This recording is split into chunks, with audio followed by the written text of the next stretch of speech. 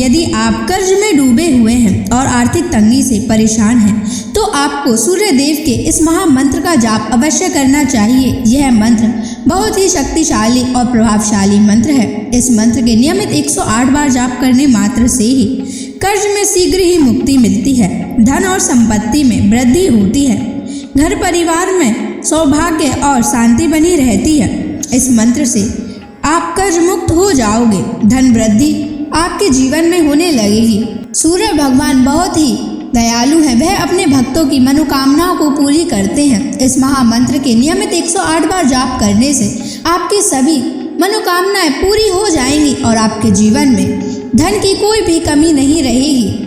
आप अपने जीवन में उन्नति प्राप्त करेंगे, आपको हमेशा सफलता ही प्राप्त होगी। इसलिए प्यारे भक्तों, इस मंत्र को साधारण समझने की गलती बिल्कुल भी ना करें। यह मंत्र बहुत ही प्रभावशाली मंत्र है। इस मंत्र का प्रभाव तुरंत ही दिखाई देने लगता है। अगर आप सच्ची श्रद्धा के साथ इस मंत्र का नियमित 108 बार जाप करेंगे तो आपका जीवन खुशियों से भर जाएगा और आपके जीवन में कभी भी धन की कमी नहीं आएगी। इसलिए प्यारे भक्तों, इस मंत्र का नियमित 108 बार जाप करें और पूरी श्रद्धा के साथ करें।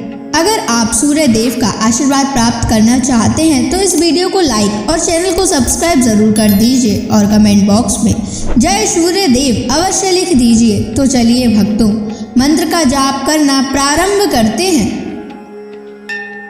ओम ह्रीं श्रीं सूर्याय सहस्र तेजसे महाधन प्रदायकाय नमः। ओम ह्रीं श्रीं सूर्याय सहस्र तेजसे महाधन प्रदायकाय नमः। ओम ह्रीं श्रीं सूर्याय सहस्र तेजसे महाधन प्रदायकाय नमः। ओम ह्रीं श्रीं सूर्याय सहस्र तेजसे महाधन प्रदायकाय नमः। ओम ह्रीं श्रीं सूर्याय सहस्र तेजसे महाधन प्रदायकाय नमः। ओम ह्रीं श्रीं सूर्याय सहस्र तेजसे महाधन प्रदायकाय नमः।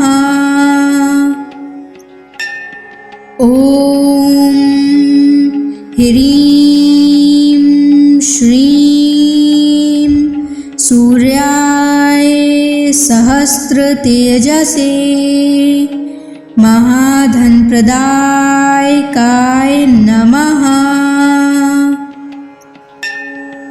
ओम ह्रीं श्रीं सूर्याय सहस्र तेजसे महाधन प्रदायकाय नमः। ओम ह्रीं श्रीं सूर्याय सहस्र तेजसे महाधन प्रदायकाय नमः। ओम ह्रीं श्रीं सूर्याय सहस्र तेजसे महाधनप्रदायकाय नमः। ॐ ह्रीं श्रीं सूर्याय सहस्रतेजसे महाधनप्रदायकाय नमः। ॐ ह्रीं श्रीं सूर्याय सहस्रतेजसे महाधनप्रदायकाय नमः। ॐ ह्रीं श्रीं सूर्याय सहस्रतेजसे महाधनप्रदायकाय नमः। ॐ ह्रीं श्रीं सूर्याय सहस्रतेजसे महाधनप्रदायकाय नमः। ॐ ह्रीं श्रीं सूर्याय सहस्रतेजसे महाधनप्रदायकाय नमः। ॐ ह्रीं श्रीं सूर्याय सहस्रतेजसे महाधनप्रदायकाय नमः। ॐ ह्रीं श्रीं सूर्याय सहस्रतेजसे महाधनप्रदायकाय नमः। ॐ ह्रीं श्रीं सूर्याय सहस्रतेजसे महाधनप्रदायकाय नमः। ॐ ह्रीं श्रीं सूर्याय सहस्रतेजसे महाधनप्रदायकाय नमः। ॐ ह्रीं श्रीं सूर्याय सहस्रतेजसे महाधनप्रदायकाय नमः। ॐ ह्रीं श्रीं सूर्याय सहस्रतेजसे महाधनप्रदायकाय नमः। ॐ ह्रीं श्रीं सूर्याय सहस्रतेजसे महाधनप्रदायकाय नमः। ॐ ह्रीं श्रीं सूर्याय सहस्रतेजसे महाधनप्रदायकाय नमः। ॐ ह्रीं श्रीं सूर्याय सहस्रतेजसे महाधनप्रदायकाय नमः। ॐ ह्रीं श्रीं सूर्याय सहस्रतेजसे महाधनप्रदायकाय नमः। ॐ ह्रीं श्रीं सूर्याय सहस्रतेजसे महाधनप्रदायकाय नमः। ॐ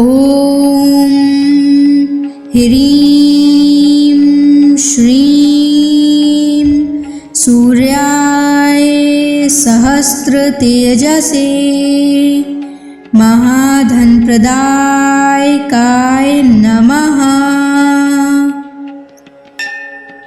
ॐ ह्रीं श्रीं सूर्याय सहस्रतेजसे महाधनप्रदायकाय नमः। ॐ ह्रीं श्रीं सूर्याय सहस्रतेजसे महाधनप्रदायकाय नमः। ॐ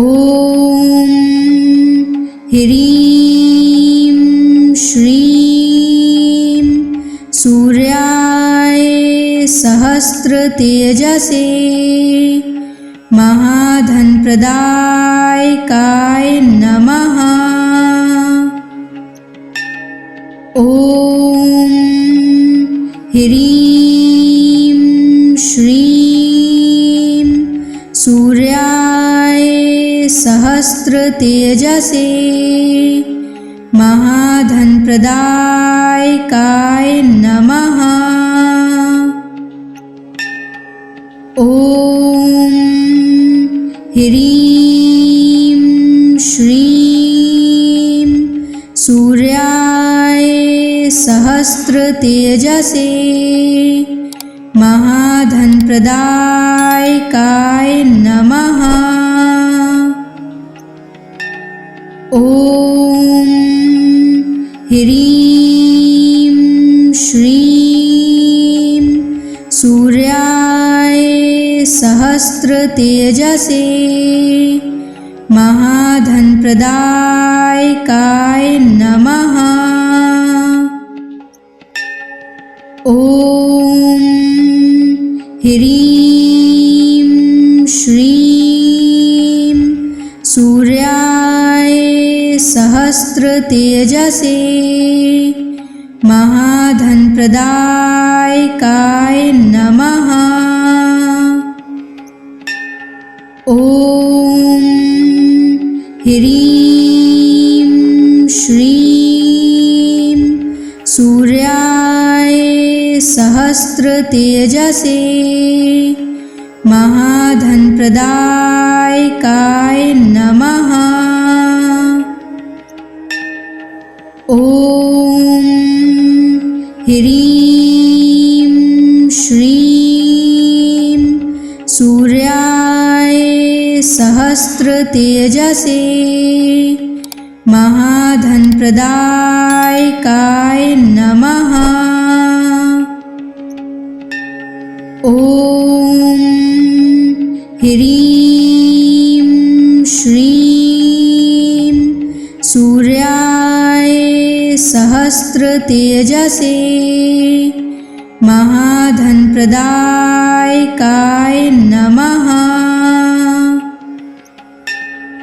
ॐ ह्रीं श्रीं सूर्याय सहस्रतेजसे महाधनप्रदायकाय नमः। ॐ ह्रीं श्रीं सूर्याय सहस्रतेजसे महाधनप्रदायकाय नमः। ॐ ह्रीं श्रीं सूर्याय सहस्रतेजसे महाधनप्रदायकाय नमः। ॐ ह्रीं श्रीं सूर्याय सहस्रतेजसे महाधनप्रदायकाय नमः। ॐ ह्रीं श्रीं सूर्याय सहस्रतेजसे महाधनप्रदायकाय नमः। ॐ ह्रीं श्रीं सूर्याय सहस्रतेजसे महाधनप्रदायकाय नमः। ॐ ह्रीं श्रीं सूर्याय सहस्रतेजसे महाधनप्रदायकाय नमः। ॐ ह्रीं श्रीं सूर्याय सहस्रतेजसे महाधनप्रदायकाय नमः। ॐ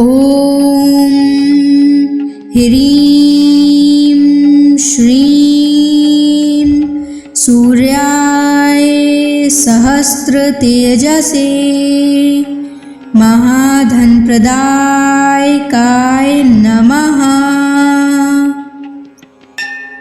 ॐ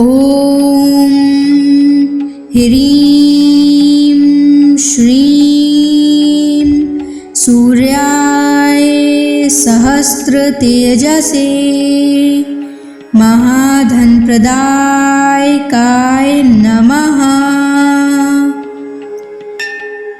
ॐ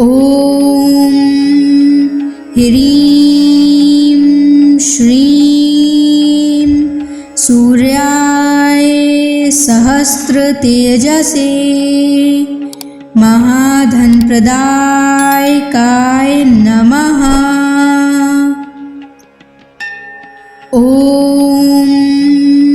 ह्रीं श्रीं सूर्याय सहस्रतेजसे महाधनप्रदायकाय नमः। ॐ ह्रीं श्रीं सूर्याय सहस्रतेजसे महाधनप्रदायकाय नमः। ॐ ह्रीं श्रीं सूर्याय सहस्रतेजसे महाधनप्रदायकाय नमः। ॐ ह्रीं श्रीं सूर्याय सहस्रतेजसे महाधनप्रदायकाय नमः। ॐ ह्रीं श्रीं सूर्याय सहस्रतेजसे महाधनप्रदायकाय नमः।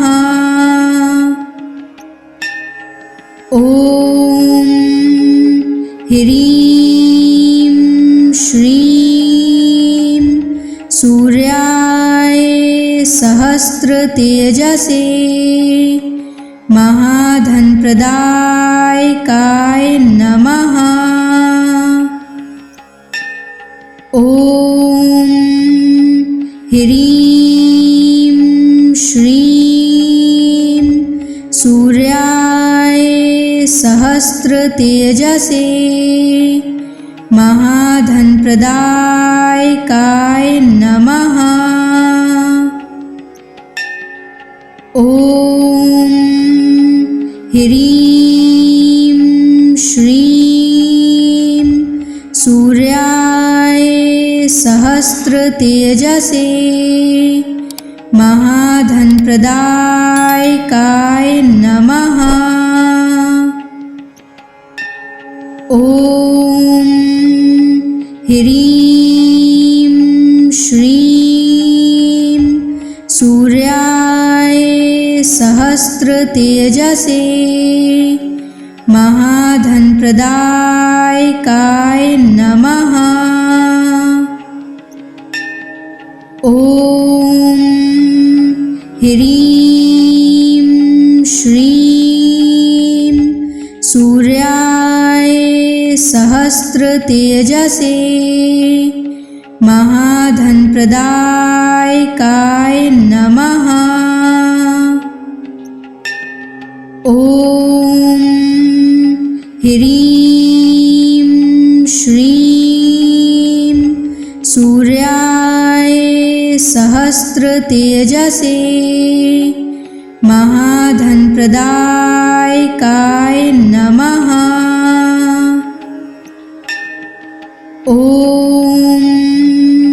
ह्रीं श्रीं सूर्याय सहस्रतेजसे महाधनप्रदायकाय नमः। ॐ ह्रीं श्रीं सूर्याय सहस्रतेजसे महाधनप्रदायकाय नमः। ॐ ह्रीं श्रीं सूर्याय सहस्रतेजसे महाधनप्रदायकाय नमः। ॐ ह्रीं श्रीं सूर्याय सहस्रतेजसे महाधनप्रदायकाय नमः। ॐ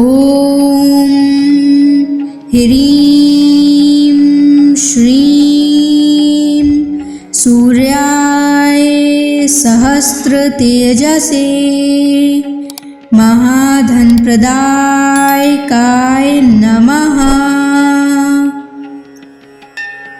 ॐ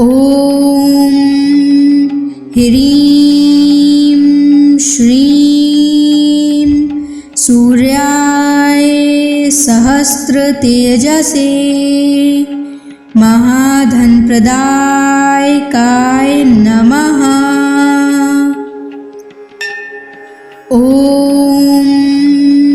ह्रीं श्रीं सूर्याय सहस्रतेजसे महाधनप्रदायकाय नमः। ॐ ह्रीं श्रीं सूर्याय सहस्रतेजसे महाधनप्रदायकाय नमः। ॐ ह्रीं श्रीं सूर्याय सहस्रतेजसे महाधनप्रदायकाय नमः। ॐ ह्रीं श्रीं सूर्याय सहस्रतेजसे महाधनप्रदायकाय नमः। ॐ ह्रीं श्रीं सूर्याय सहस्रतेजसे महाधनप्रदायकाय नमः। ॐ ह्रीं श्रीं सूर्याय सहस्रतेजसे महाधनप्रदायकाय नमः। ॐ ह्रीं श्रीं सूर्याय सहस्रतेजसे महाधनप्रदायकाय नमः। ॐ ह्रीं श्रीं सूर्याय सहस्रतेजसे महाधनप्रदायकाय नमः। ॐ ह्रीं श्रीं सूर्याय सहस्रतेजसे महाधनप्रदायकाय नमः। ॐ ह्रीं श्रीं सूर्याय सहस्रतेजसे महाधनप्रदायकाय नमः। ॐ ह्रीं श्रीं सूर्याय सहस्रतेजसे महाधनप्रदायकाय नमः। ॐ ह्रीं श्रीं सूर्याय सहस्रतेजसे महाधनप्रदायकाय नमः। ॐ ह्रीं श्रीं सूर्याय सहस्रतेजसे महाधनप्रदायकाय नमः। ॐ ह्रीं श्रीं सूर्याय सहस्रतेजसे महाधनप्रदायकाय नमः। ॐ ह्रीं श्रीं सूर्याय सहस्रतेजसे महाधनप्रदायकाय नमः। ॐ ह्रीं श्रीं सूर्याय सहस्रतेजसे महाधनप्रदायकाय नमः। ॐ ह्रीं श्रीं सूर्याय सहस्रतेजसे महाधनप्रदायकाय नमः। ॐ ह्रीं श्रीं सूर्याय सहस्रतेजसे महाधनप्रदायकाय नमः। ॐ ह्रीं श्रीं सूर्याय सहस्रतेजसे महाधनप्रदायकाय नमः। ॐ ह्रीं श्रीं सूर्याय सहस्रतेजसे महाधनप्रदायकाय नमः। ॐ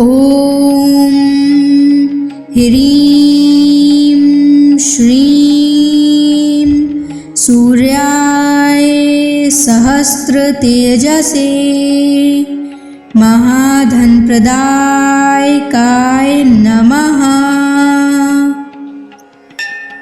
ॐ ह्रीं श्रीं सूर्याय सहस्रतेजसे महाधनप्रदायकाय नमः। ॐ ह्रीं श्रीं सूर्याय सहस्रतेजसे महाधनप्रदायकाय नमः। ॐ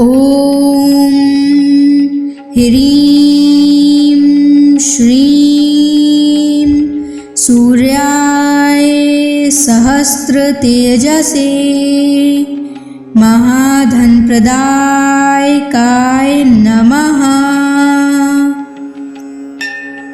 ॐ ह्रीं श्रीं सूर्याय सहस्रतेजसे महाधनप्रदायकाय नमः। ॐ ह्रीं श्रीं सूर्याय सहस्रतेजसे महाधनप्रदायकाय नमः। ॐ ह्रीं श्रीं सूर्याय सहस्रतेजसे महाधनप्रदायकाय नमः।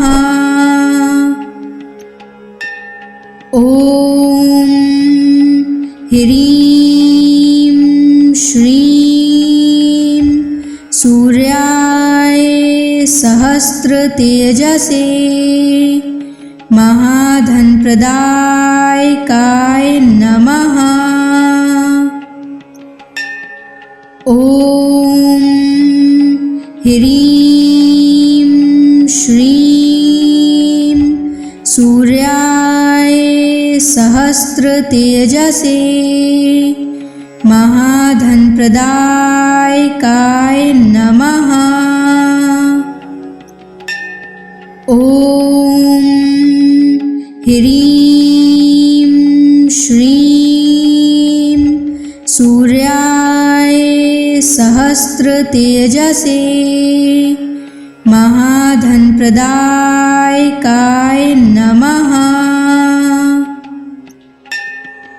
ॐ ह्रीं श्रीं सूर्याय सहस्रतेजसे महाधनप्रदायकाय नमः। ॐ ह्रीं श्रीं सूर्याय सहस्रतेजसे महाधनप्रदायकाय नमः। ॐ ह्रीं श्रीं सूर्याय सहस्रतेजसे महाधनप्रदायकाय नमः। ॐ ह्रीं श्रीं सूर्याय सहस्रतेजसे महाधनप्रदायकाय नमः। ॐ ह्रीं श्रीं सूर्याय सहस्रतेजसे महाधनप्रदायकाय नमः। ॐ ह्रीं श्रीं सूर्याय सहस्रतेजसे महाधनप्रदायकाय नमः। ॐ ह्रीं श्रीं सूर्याय सहस्रतेजसे महाधनप्रदायकाय नमः। ॐ ह्रीं श्रीं सूर्याय सहस्रतेजसे महाधनप्रदायकाय नमः। ॐ ह्रीं श्रीं सूर्याय सहस्रतेजसे महाधनप्रदायकाय नमः। ॐ ह्रीं श्रीं सूर्याय सहस्रतेजसे महाधनप्रदायकाय नमः। ॐ ह्रीं श्रीं सूर्याय सहस्रतेजसे महाधनप्रदायकाय नमः। ॐ ह्रीं श्रीं सूर्याय सहस्रतेजसे महाधनप्रदायकाय नमः। ॐ ह्रीं श्रीं सूर्याय सहस्रतेजसे महाधनप्रदायकाय नमः। ॐ ह्रीं श्रीं सूर्याय सहस्रतेजसे महाधनप्रदायकाय नमः। ॐ ह्रीं श्रीं सूर्याय सहस्रतेजसे महाधनप्रदायकाय नमः। ॐ ह्रीं श्रीं सूर्याय सहस्रतेजसे महाधनप्रदायकाय नमः। ॐ ह्रीं श्रीं सूर्याय सहस्रतेजसे महाधनप्रदायकाय नमः। ॐ ह्रीं श्रीं सूर्याय सहस्रतेजसे महाधनप्रदायकाय नमः। ॐ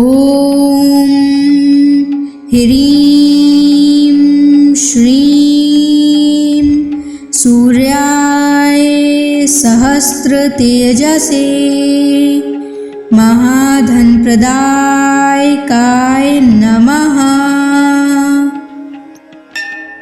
ॐ ह्रीं श्रीं सूर्याय सहस्रतेजसे महाधनप्रदायकाय नमः। ॐ ह्रीं श्रीं सूर्याय सहस्रतेजसे महाधनप्रदायकाय नमः। ॐ ह्रीं श्रीं सूर्याय सहस्रतेजसे महाधनप्रदायकाय नमः। ॐ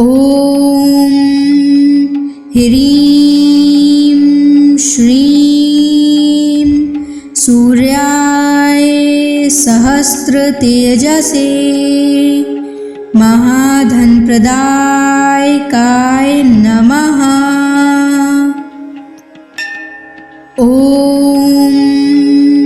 ह्रीं श्रीं सूर्याय सहस्रतेजसे महाधनप्रदायकाय नमः।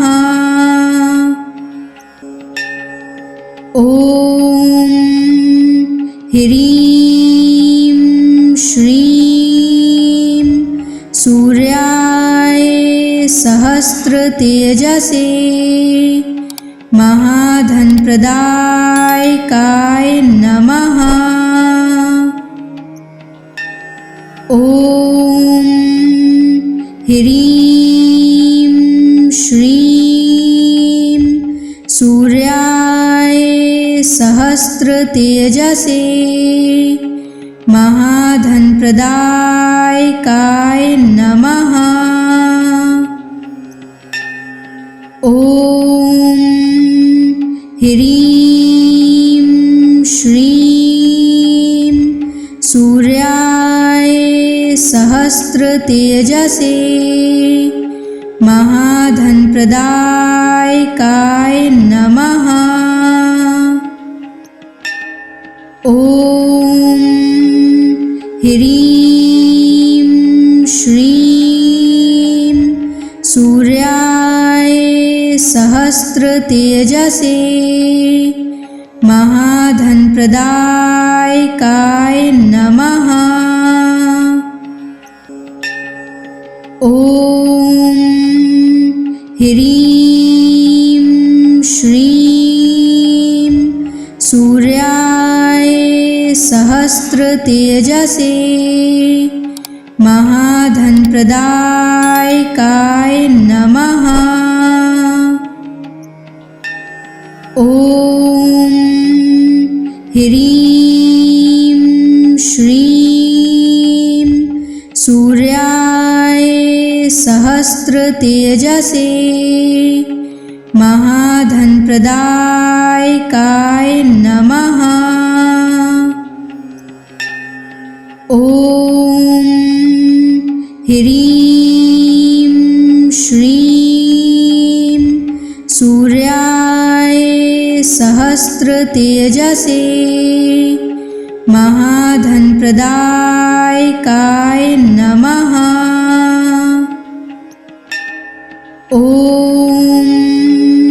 ह्रीं श्रीं सूर्याय सहस्रतेजसे महाधनप्रदायकाय नमः। ॐ ह्रीं श्रीं सूर्याय सहस्रतेजसे महाधनप्रदायकाय नमः। ॐ ह्रीं श्रीं सूर्याय सहस्रतेजसे महाधनप्रदायकाय नमः। ॐ ह्रीं श्रीं सूर्याय सहस्रतेजसे महाधनप्रदायकाय नमः। ॐ ह्रीं श्रीं सूर्याय सहस्रतेजसे महाधनप्रदायकाय नमः। ॐ ह्रीं श्रीं सूर्याय सहस्रतेजसे महाधनप्रदायकाय नमः। ॐ ह्रीं श्रीं सूर्याय सहस्रतेजसे महाधनप्रदायकाय नमः। ॐ ह्रीं श्रीं सूर्याय सहस्रतेजसे महाधनप्रदायकाय नमः। ॐ ह्रीं श्रीं सूर्याय सहस्रतेजसे महाधनप्रदायकाय नमः। ॐ ह्रीं श्रीं सूर्याय सहस्रतेजसे महाधनप्रदायकाय नमः। ॐ ह्रीं श्रीं सूर्याय सहस्रतेजसे महाधनप्रदायकाय नमः। ॐ ह्रीं श्रीं सूर्याय सहस्रतेजसे महाधनप्रदायकाय नमः। ॐ ह्रीं श्रीं सूर्याय सहस्रतेजसे महाधनप्रदायकाय नमः। ॐ ह्रीं श्रीं सूर्याय सहस्रतेजसे महाधनप्रदायकाय नमः।